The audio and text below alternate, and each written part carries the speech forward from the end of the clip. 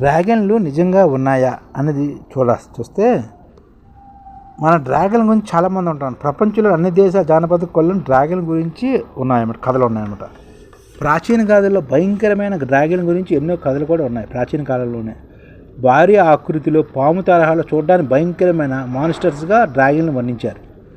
బయటికి పొడికి వచ్చే కళ్ళు, మంటలు వెదజల్లే ముక్కుపుటాలు, వణుకు పుట్టించే గర్జన వీటి లక్షణాలుగా ఉండేవన్నమాట. డ్రాగన్ యొక్క లక్షణాలుగా ఉండేవి. బాగా పేరు మోసిన ప్రాచీన డ్రాగన్లో ఒకదానికి 9 తలలు ఉంటాయని కూడా చిత్రీకరించారు. 9 తలల డ్రాగన్ కూడా ఉన్నట్టు ఉన్నాయన్నమాట. మరో ప్రఖ్యాత డ్రాగన్ చిమేరా అనమాట. చిమేరా ఊపిరితో నిప్పులు కురిపించే మాన్స్టర్ అనమాట. ఈ చిమేరా అన్నది యువయోధులైన వెల్లోర్ ఫోన్ చేతుల్లో మరణించింది. చిమేరా అతని పెగసాస్ అనే రెక్కల గురం సాయం చేసిందన్నమాట. చాలా వరకు డ్రాగన్లు ఖజానాను కాపాడుతుంటాయి. ప్రాచీన గాథల్లోని గొప్ప హీరోలంతా డ్రాగన్తో యుద్ధం చేసిన వారే.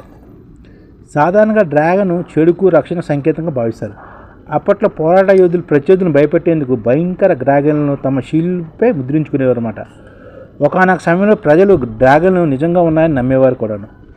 కొలంబస్ కాలం కన్నా ముందు నావికులు తమకు తెలియని కొత్త జలాల్లో ప్రవేశించడానికి వెనుకాడేవారు.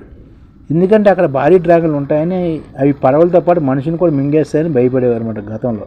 అయితే జానపద కథలు ప్రాచీన గాథల్లో తప్ప నిజంగా డ్రాగన్లు లేవు.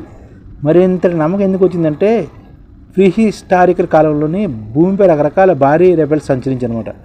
వాటన్నిటిలోకి భయంకరమైనది డైనోసార్లే.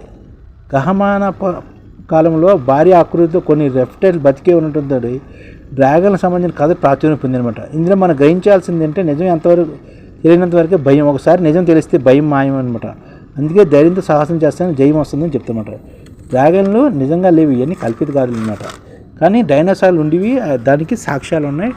వాటి యొక్క ఆకృతులు కూడా ప్రస్తుతం లభిస్తున్నాయి. కాబట్టి అంటే డ్రాగన్ అనేది మన కల్పిత కథలు అనమాట. డ్రాగన్ అనేది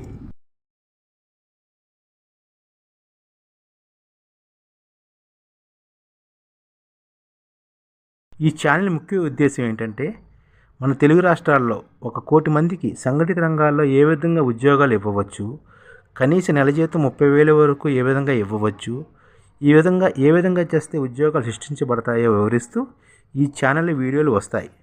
అలాంటి వీడియోలు మీకు కావాలంటే మన ఐడిఎఫ్ భాస్కర్ ఛానల్ని సబ్స్క్రైబ్ చేసుకోండి. ఐడిఎఫ్ అంటే ఇండియన్ డెవలప్మెంట్ ఫోర్స్.